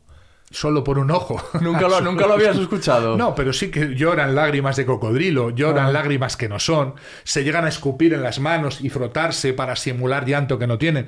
No, son relatos que tienen su parte de realidad porque obedecen a esa gran dificultad que tienen de expresar de verdad emociones y por tanto se las arreglan para cualquier cosa, echarse agua, simularse, colocarse lágrimas que no, digamos, artificiales. Hemos visto tantas cosas, yo algunas de ellas las tengo grabadas porque son muchos años de instruir casos y de además participar en el ámbito forense y la investigación de casos donde los psicópatas son actores, en el mobbing, en el bullying, en el amor cero. Cuando los grabas o los registras descubres patrones de comunicación no verbal, que son imperceptibles pero están ahí, que son difícilmente simulables, pero que sí nos permiten establecer una presunción, voy a llamarla así, presunción de alta probabilidad. Yo recuerdo el caso en el que yo he participado más, porque entonces me tocó ser analista televisivo, cuando el famoso caso Bretón surgió, saltó a la luz y todavía en el relato oficial era que este era un padre que había perdido a sus hijos en un parque en Córdoba y estaba buscándolos presuntamente y todavía no se había desvelado lo que era realmente lo que había ocurrido. Yo recuerdo en aquel programa televisivo en el que yo participaba como psicólogo, en aquel momento analizando la comunicación no verbal, fui el primero en advertir que aquel relato de aquel padre no se correspondía con un padre compungido, con un padre preocupado, con un padre verdaderamente afectado emocionalmente y que por tanto podría tratarse de otra cosa que luego resultó a las 48 horas de esa declaración. Resultó que, que la policía descubrió que nunca había entrado en el parque con esos hijos, que no los había perdido en el parque y todo lo que después se fue descubriendo. Este es el famoso señor que cuando delante de la hoguera en la que los había quemado a sus hijos, parece ser que vivos, porque no habían muerto todavía, sino simplemente estaban drogados, cuando le preguntaba a la policía: pero José, sabemos que tus hijos están por aquí, están muy cerca, dinos dónde están. Y él decía, comiéndose un bocadillo: caliente, caliente, muy caliente, caliente. Caliente, caliente, porque los había quemado en la hoguera que estaba apenas a unos metros. Esa frialdad, ese desparpajo, es difícil, quiero decir, hace falta valer. No digo para matar a tus hijos, desde luego, para matarlos del modo que parece ser que los mató, pero para estar delante de la hoguera en la que ardieron hasta que no quedaron más que huesecitos muy pequeños, que luego el forense tuvo dificultad, pero consiguió identificar, Echevarría. Para decir eso de caliente, caliente mientras está comiendo un bocadillo, pues digo, hace falta valer. Y luego todo el relato en el juicio, si ves las declaraciones, las escenas, la representación teatral que hizo como padre compungido, como padre, digamos, preocupado, pues ahí te das cuenta de lo que es verdaderamente uno de estos individuos. ¿Y qué fue lo que detectaste en ese primer testimonio que no comentaste había en emoción, televisión? ni había preocupación, ni había angustia, ni había ansiedad. Cuando a un padre se le pierden 2 hijos o te los secuestran, tu comunicación no verbal no es esa. Y por tanto, si no hay angustia, no hay ansiedad, no hay preocupación, no hay nada, pues tienes que formular hipótesis como investigador. Obviamente esas hipótesis no son per se confirmatorias, pero yo me atreví a decir, y lo dije en público, que ese relato no era real. Es un riesgo grande, Y tanto, me voltearon corriste allí. todas las televisiones en los siguientes Joder. 48 horas, me sacaron volteándome, diciéndome que un psicólogo en la 4, entonces trabajaba en el programa de las mañanas de 4 con Concha García Campoy. Fui el primer psicólogo que analizó la comunicación no verbal de este tipo de casos. Después entramos en el caso de Marta del Castillo, más adelante en el caso, bueno, muchos casos que han venido, ¿no? Entonces, esa hipótesis pues te permite ver con claridad, cuando eres técnico en una materia, lo que falta y lo que no hay. Por más que se quiera ver, no hay eso. Y claro, un padre que ha perdido a sus hijos, algo de angustia, ansiedad o culpa tiene que experimentar, a no ser que, si no tiene angustia, si no tiene ansiedad, si no tiene sentimiento de pena, de dolor terrible, como digo yo siempre a nuestra audiencia en el canal, si tiene pico de pato, alas de pato, patas de pato y hace cuacuá, pues es un pato, ¿no? Pues ahí, entonces las dotes camaleónicas le fallaron a José Bretón. Sí, pero externamente esas dotes camaleónicas no son tan evidentes para la población, digamos, normal. Hace falta tener o un conocimiento muy exhaustivo o grabar, y lo que hicimos en aquella época, que es detener las imágenes, porque son los microgestos los que permiten detectar aspectos de la comunicación no verbal que no son controlables, ni por los psicópatas ni por las personas normales. Entonces, esos microgestos que son de milisegundos, al detenerlos en la cámara, nos permiten ver cuál es la verdadera actitud y la verdadera emocionalidad o no emocionalidad en el caso. Y entonces ahí es más fácil. Si tú estás viéndolo en directo, es muy difícil. Prácticamente imposible, ni aunque estés entrenado. Y de hecho, esos microgestos hace falta pasarlos como en una moviela a una velocidad muy pequeña. Y gracias a que los medios de las televisiones los tienen, lo podíamos hacer. Estuvo aquí hace no demasiado Manuel Marlaska, uno de los periodistas especializados en crónica negra y sucesos más longevos de nuestro país, y le pregunté, claro, yo me reía con él porque cada vez que veo un documental sobre algún crimen en España, se ven imágenes de los juicios, y en las imágenes de los juicios en alguna esquinita se ve a don Manuel Marlaska.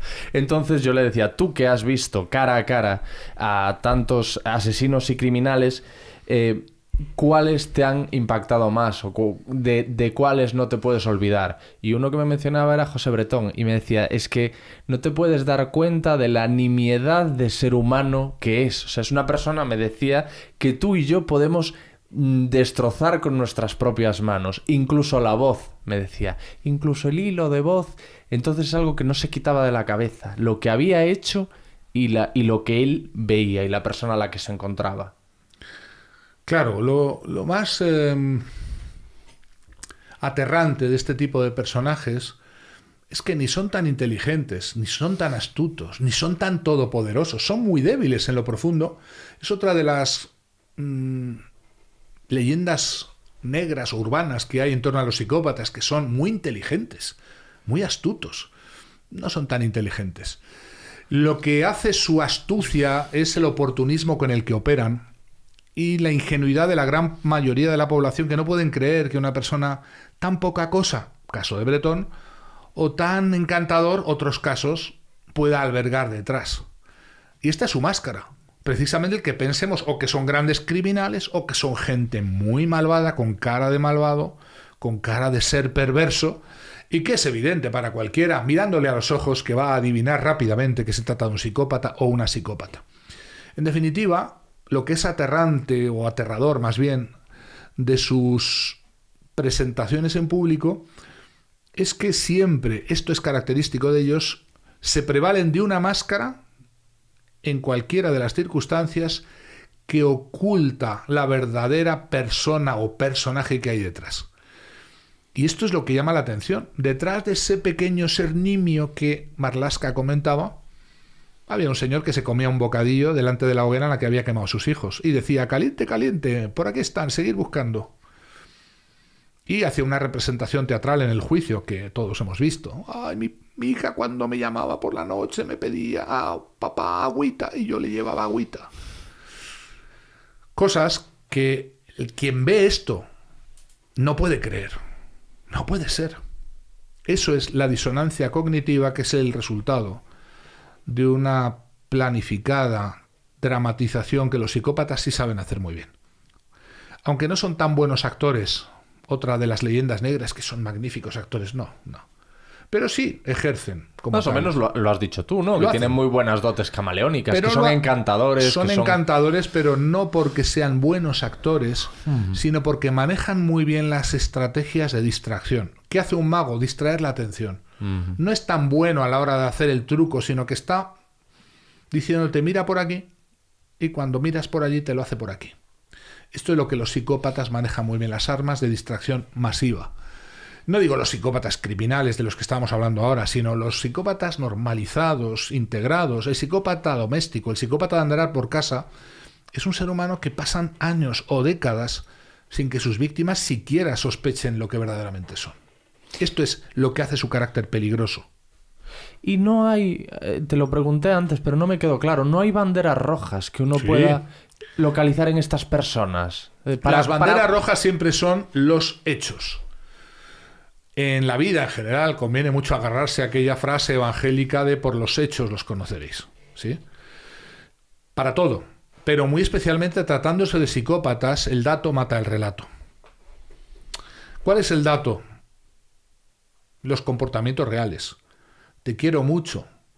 Sí, como la trucha al trucho, pero ¿cuáles son los hechos? Te quiero, te respeto, me interesas, me importas, quiero hacerte el bien, pero ¿cuáles son los hechos? Entonces, las víctimas de psicópatas se ven confrontadas a un ángulo de distorsión formidable entre lo que los psicópatas declaran que hacen y lo que realmente hacen. Ese ángulo es tan grande que la distorsión es formidable y les lleva a quedar en una confusión mental, en una disonancia cognitiva, se llama así. Esa disonancia cognitiva es el arma con el que trabaja el psicópata.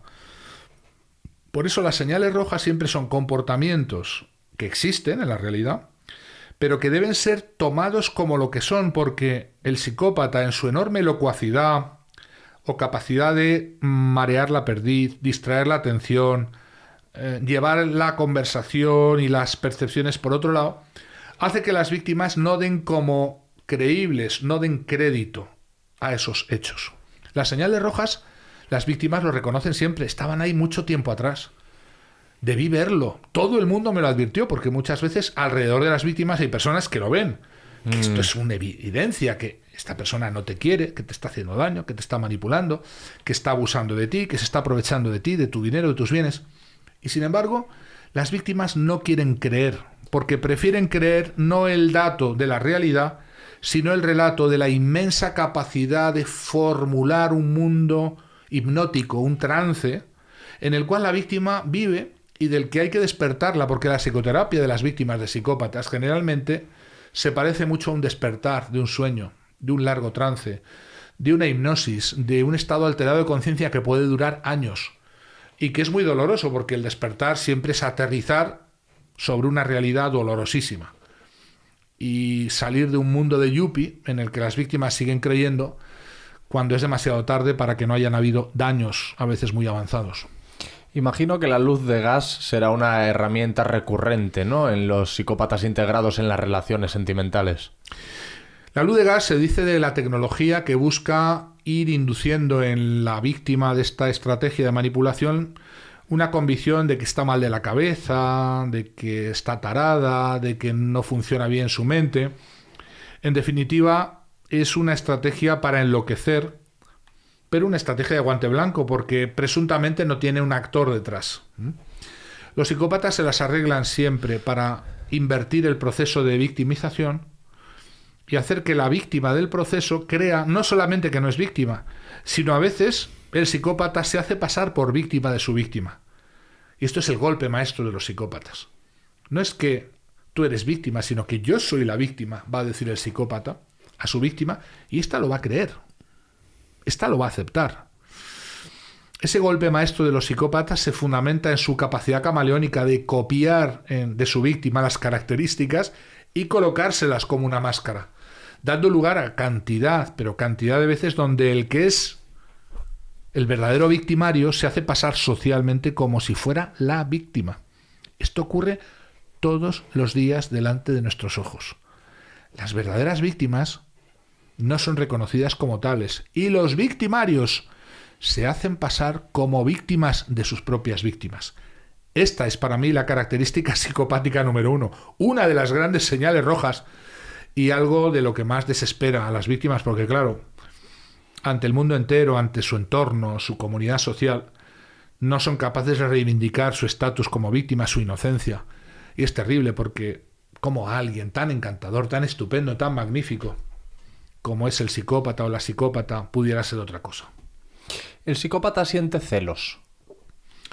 No siente emociones al estilo que las personas humanas normales sentimos. Sienten la rabia, la frustración de no haberse salido con la suya. No sienten tanto un afecto, un cariño, un amor, sino necesitan el dominio, la posesión, que es otra experiencia distinta. Entonces, nada parecido al afecto, al amor, al cariño ocurre en ellos, y por eso cuando a veces se reivindican de querer mucho a una persona, o de pelear por ella, o de buscar pelear por su amor, pues son declaraciones que ocultan otro tipo de objetivos, que siempre son lo que yo denomino agendas encubiertas. Algo que la víctima no sabe hasta que es demasiado tarde. Y que cuando lo sabe, pues ya se han producido daños muy avanzados. Por eso las celotipias generalmente son más bien acusaciones que los y las psicópatas formulan contra sus víctimas cuando las desestabilizan. Sobre todo hay una técnica típicamente psicopática, que es la triangulación, que es el colocar en una relación de pareja un tercero real o presunto o ficticio que estaría interesado en él o la psicópata, con el cual proporcionar un competidor con el que proporcionar esa experiencia de celotipia a la víctima de esa manipulación. En ese momento el psicópata acusa a la víctima de ser una persona posesiva, celosa, celotípica, cuando el que ha o la que ha inducido esa situación es el cálculo, la manipulación del psicópata, que sabe muy bien lo que está haciendo, introduciendo a un tercero, a un competidor o a una competidora que presuntamente se interesa o puede amenazar ese vínculo, esa relación estable. Hemos hablado de que el psicópata ve al resto de las personas como herramientas. Como cosas, como objetos. Eso no necesariamente implica sadismo, pero luego hay un tipo de psicópata que disfruta, que se recrea en el dolor ajeno. O sea, no solo no es que no vea... O sea, más que ver al otro como una... bueno, sí, es una herramienta de disfrute al final, de disfrute a través del dolor. Son las dos cosas, porque no está excluida. Los psicópatas nos ven como cosas, como objetos, pero al mismo tiempo se ríen, disfrutan, se alegran, gozan, la palabra es así, del daño que producen en las víctimas. Es algo difícil de explicar porque la audiencia, digamos, normal no entiende esto. ¿Cómo es posible que alguien cuando hace daño a otro se alegre, disfrute, se lo pase bien? Porque no son exactamente humanos en eso.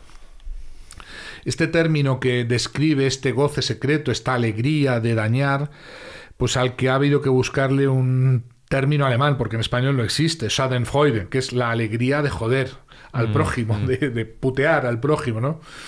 Y esa alegría de fastidiar, que no es exactamente sadismo, hay muchas palabras parecidas, pero no son exactamente iguales, es una característica de los psicópatas. Y es que al revés que las personas normales, cuando hacemos daño a otras personas, aunque lo hagamos deliberadamente, porque se puede hacer daño a los demás queriendo hacer daño sin ser psicópata, pero hay algo dentro de nosotros que nos produce empatía, sufrimiento, conmiseración, que nos detiene de alguna manera, que nos hace recapacitar. Ese remordimiento, ese reproche es en el psicópata lo contrario, es una exacerbación. Es decir, cuando los psicópatas se dan cuenta que la víctima está sufriendo, no solamente no paran, sino que aumentan la tasa de crueldad. Es lo contrario. En ese sentido funcionan completamente al revés de todas las personas normales. Hace no demasiado vi un documental sobre un crimen en el que mostraban unas imágenes del interrogatorio y a quien habían detenido, que esta persona era un asesino, pero para donde quiero llegar vale un psicópata integrado. Este asesino se lamentaba y lloraba y decía, es que algo pasa con mi cabeza, no sé qué es, pero algo pasa con mi cabeza, que disfruto haciendo esto, no estoy bien. Tú has dicho que esto no es posible, es decir, que realmente nunca va a haber un psicópata preocupado por su psicopatía. A ver, cuidado porque no, insisto, la mayoría de los criminales sangrientos no son psicópatas. Vuelvo a decir, estamos proyectando, llevamos mucho tiempo hablando de psicópatas criminales o criminales que son psicópatas, claro que existen. Pero el peligro no son estos, el peligro son los que no están asociados al crimen. Por eso te decía que lo podemos trasladar al psicópata integrado. Sí, una persona que está haciendo mobbing y dice, yo no sé qué pasa. La persona que hace mobbing, que es un psicópata integrado, sabe que está haciendo mobbing. Hace una representación, ay, no me di cuenta, perdona si te hostigué, perdona si te acosé, perdona si te puté. No es cierto. Es un relato. Pero el dato mata el relato. El dato es que claro que se da cuenta. El mobbing es un continuado y deliberado maltrato. No es un acto accidental, puntual, que ocurrió una vez y no me di cuenta. Es una repetición y la repetición exige deliberación. Si yo salgo por la mañana a trabajar con mi automóvil y atropello a una ancianita, eso es un accidente. Si yo cada vez que salgo por la mañana atropello a la misma ancianita, eso ya no es un accidente. Eso es un comportamiento buscado, deliberado. El mobbing es así. Los que acosan, los que se les imputa el mobbing, dicen que no sabían, que no se habían dado cuenta. Dicen. Pero ¿cuáles son los hechos? Los hechos es que ese maltrato psicológico, esa denigración, ese ataque sistemático, destructivo, a la imagen, la reputación, el desempeño, se repite porque es deliberado, es buscado, no es casual. Y esa causalidad, no casualidad, tiene una determinación en la mente de alguien que sabe lo que está haciendo, que quiere hacer lo que hace y no valen reclamaciones de que no sabía, de que me duele mucho. Esos son representaciones teatrales, que están muy bien cuando alguien te pilla con las manos en la masa, ay. Pero el relato es completamente al revés que el dato. Por eso la forma de reconocer a estos personajes siempre es agarrarse a los hechos, hacerse ciego a las apariencias o a los relatos o a lo que cuentan y agarrarse a los crudos hechos de la realidad, que siempre son los que nos dicen quiénes son, más allá de sus declaraciones, de su victimismo, de sus reivindicaciones siempre falsas, de sus escenas teatrales. Anda que José Bretón no hizo escenas teatrales antes y durante el juicio. Y eso no impedía que hubiera hecho lo que había hecho. En definitiva, lo que te quiero decir es que el grado en que las víctimas desconocen que un psicópata es perfectamente capaz de mentir tranquilamente, de mentir desorejadamente, de mentir a manos llenas y con la boca llena, de mentir sin pestañear, de mentir sin emitir, a veces la comunicación no verbal típica de las personas normales cuando mienten. Esa capacidad de parecer sinceros, porque la sensación que dan en un cerebro normal es que parece ser sincero, porque como carecen de emocionalidad, no emiten las señales de alarma que nos advertirían de que eso es mentira. En definitiva, este es el grado máximo de peligro de los psicópatas, el hecho que por esa configuración psicológica no suscitan la desconfianza, no suscitan el rechazo, no suscitan la prevención en las personas normales y, por tanto, estas tienen altas probabilidades de convertirse en sus víctimas. Me gustaría formularte una pregunta que le hice en su momento precisamente a Manu Marlasca y tú mismo has mencionado a Marta del Castillo, porque por tu conocimiento estoy muy interesado en saber qué es lo que opinas. ¿Por qué alguien como Miguel Carcaño no cede en los interrogatorios? El caso Marta del Castillo es un caso complejo dentro de muchas complejidades. Un caso maldito, me decía Manu Marlas, casi una respuesta parecida. Es un caso que yo he seguido durante muchos años siendo comentarista televisivo, psicólogo de tertulia, psicólogo especializado en comunicación no verbal. Y ahí hemos analizado alguna vez la comunicación no verbal de Miguel Carcaño y de toda esa pléyade de gente que, bueno, es un caso muy complicado, pero insisto, es un caso que podría estar, y digo podría, estar explicado no tanto por una psicopatía de origen, sino por una psicopatización sobrevenida de los actores de todo aquello. Entonces, cabe pensar que lo que pasó en origen pudiera ser algo, vamos a llamarlo, no previsto, accidental, pero que la necesidad de camuflar, de encubrir, de tapar unos a otros, otros a unos, haya ido haciendo cada vez más fríos, cada vez más implacables, cada vez más sin conciencia a individuos que igual originalmente no lo eran y que al final pues pueden ser perfectamente fríos a la hora de no revelar aquello que conocen, aquello que ya daría igual revelar en muchos casos, porque ¿por qué no contarlo ya, verdad?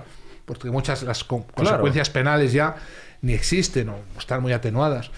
En definitiva, yo creo que en ese caso, una hipótesis que yo manejo, pero obviamente yo ya hace muchos años que no sigo el caso, también lo voy a decir, no sé, las últimas apariciones ya es muy cansino. A mí es uno de los casos que me echan para atrás. Muchos de estos casos, el mismo caso Bretón, son cosas terribles, que meterte en harina, de descubrir la naturaleza humana, que por más que yo haya visto cosas en mi vida, pues sigue produciéndome horror. El grado de depravación y de crueldad que pueden tener seres que parecen ser normales como tú y como yo y que no lo son, ¿verdad? En definitiva, ahí podría haber muchas situaciones combinadas de muchos actores que al final configuran una tormenta, un desastre perfecto para esa pobre familia.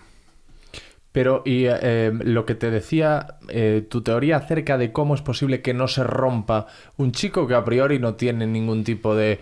Ya se ha dicho que no es especialmente brillante, que no es especialmente... Lo que te digo, que el carácter sobrevenido de la psicopatía existe. Para mí eso es una realidad, está escrita en mis libros. Puede haber una persona que inicialmente no lo es y que por el hecho del endurecimiento, piensa que han pasado muchos años, ha habido prisión, ha habido presiones, ha habido de todo. Y entonces hay muchas situaciones que pueden socializar a una persona en una moral teleológica, en una moral que te va haciendo ajeno a la sensibilidad, a la empatía, al sentimiento, y por tanto que al final, pues perfectamente puede explicarse desde esa, digamos, situación sobrevenida. Pero obviamente ya te digo que no estoy siguiendo ese caso.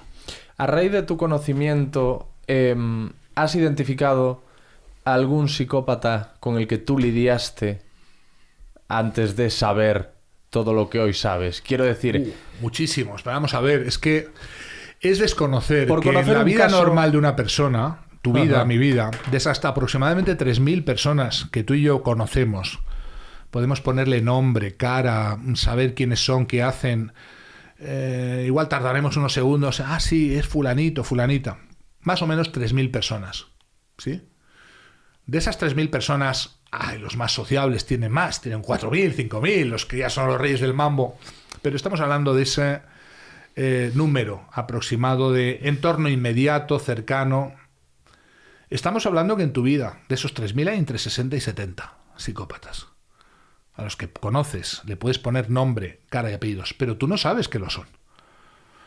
Ellos quizás tampoco conocen la palabra psicopatía o el término, ni mucho menos se han autodiagnosticado como tales, pero saben que son fríos, que son calculadores, que pueden conseguir todo de todos, que pueden manipular a cualquiera, que carecen de sentimientos y de norma moral. En definitiva, aunque no sepan que son psicópatas, saben todas las características que les dan ventaja sobre los demás. Por tanto, no es tan inusual que alguno de esos 60 o 70 personas que tú conoces termine siendo tu jefe, tu compañero, tu pareja, un familiar.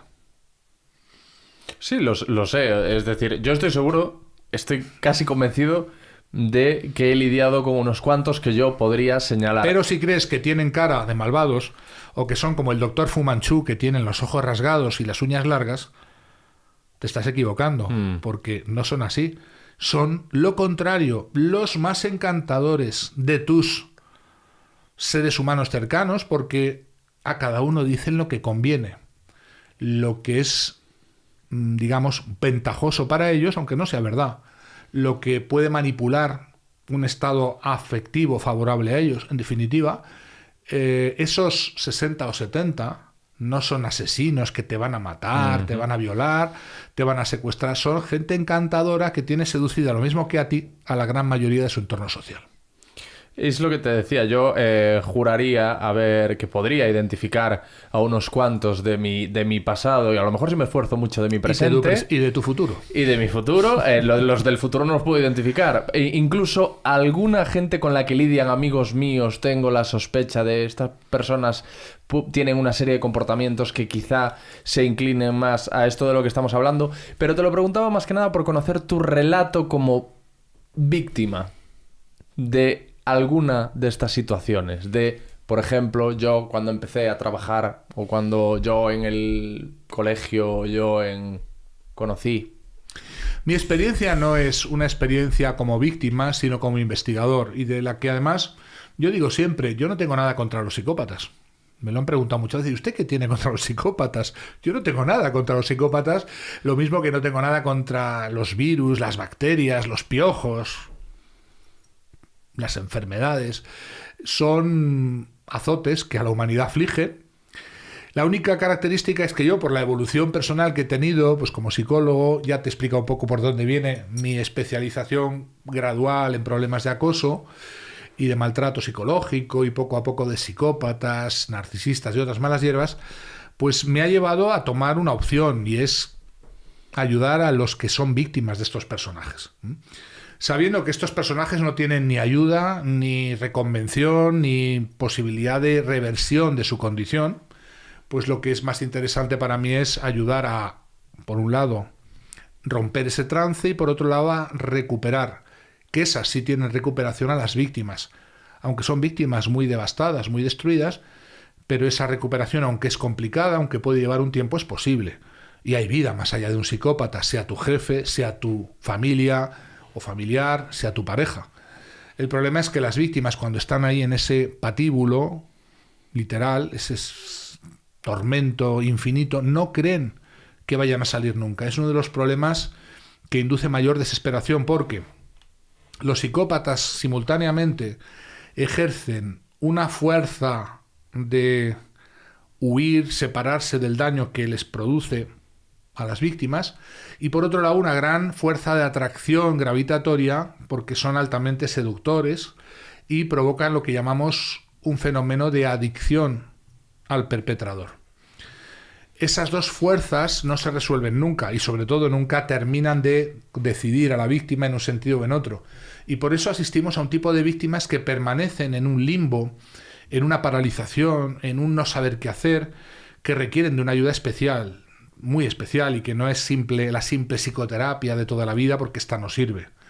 Requiere un tipo de especialización que nosotros en el instituto llevamos adelante, sobre la que formamos cada vez a más psicólogos, afortunadamente, pero el mensaje central es que nada de lo que se nos ha enseñado en la psicoterapia tradicional funciona con las víctimas de psicópatas.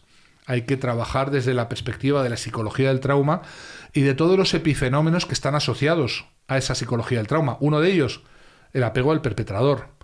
Otro de ellos, la inversión del locus de control, que hace que las víctimas, curiosamente, no se sienten ser víctimas, sino que creen que son merecedoras, culpables de lo que les están haciendo. En definitiva, se trata de trabajar con un tipo de víctimas muy complicado, porque son gente que están irritables, que están fuera de sí, que están desestabilizados, que no se creen que son víctimas y que están apegadas, digamos, enajenadas por el arrastre de la personalidad psicopática, que siempre ejerce un potencial de fascinación formidable. Amor cero, familia cero, libertad cero, los libros de Iñaki Piñuel. ¿Me he dejado alguno? Bueno, antes que estos hay una veintena más, pero... Bueno, vamos a mencionar estos, ¿no? Que estos son los últimos. Sí, y el canal de YouTube de Iñaki Piñuel, en todos estos, en estas obras y en esa plataforma en YouTube podéis saber más y disfrutar más del gran comunicador que es Iñaki Piñuel. Ha sido un placer para mí esta charla contigo. Espero que tú hayas estado cómodo y esta es tu casa, amigo. Pues para lo que necesitéis, yo espero que esta emisión haya encendido la luz. Es curioso porque en este tipo de programas o emisiones no especializados en este o en otro tema, hay muchas personas que estarán terminando de escuchar esto y empezarán a poner nombre, empezarán a denominar su problema, empezarán a sospechar lo que nunca han sospechado, empezarán a pensar si acaso quizás podría ser que yo esté en esa situación y por tanto decirte también del enorme valor social que consiste en romper el trance en el que viven también las víctimas de estos personajes. Hablamos de víctimas en lo personal. Mi pareja psicópata, el amor cero, mi jefe psicópata, el mobbing laboral, mi familiar psicópata, la familia cero.